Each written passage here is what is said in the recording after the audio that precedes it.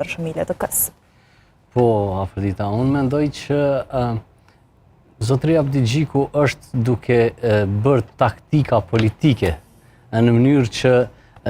ta shtyjë sa më larg kuvendin të cilin e kam paralajmëru, edhe siç më duket ndëgjova që ata e kanë lënë me datën 7 në ditën kur është dita e fundit për konstituimin e kuvendit të Republikës Kosovës, që mendoj që edhe kjo është taktik politike. Mirë po,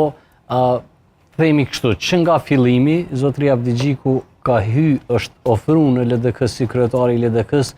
për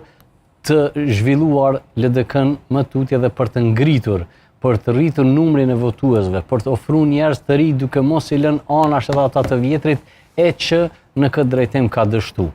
Mandej, 3 palë zgjedhje, te 3 palët ata mund të thonë që kemi fitu ose jemi rrit, po faktikisht nuk janë rrit, dhe më thonë janë dështim, prandaj të gjitha këto së bashku e kanë pru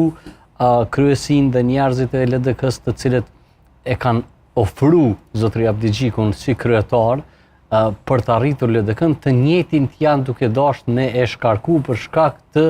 mos arritjes së objektiva, që është normale. Domethënë nuk ka diçka këtu që nuk është normale, sepse ata e kanë përkrah për me e ngrit LDK-n kur e kanë pa që s'po mundet me e pru aty ku ata kanë sinu, tash po dëshirojnë me e shkarku edhe me e ofru dikë tjetër që ndoshta mund të arrijë synimet që Lidhja Demokratike i ka. Unë mendoj që kjo do të ndodh, mendoj që do të shkarkuhet edhe pse thash Zotëri Abdi Gjiku njihet për taktika, po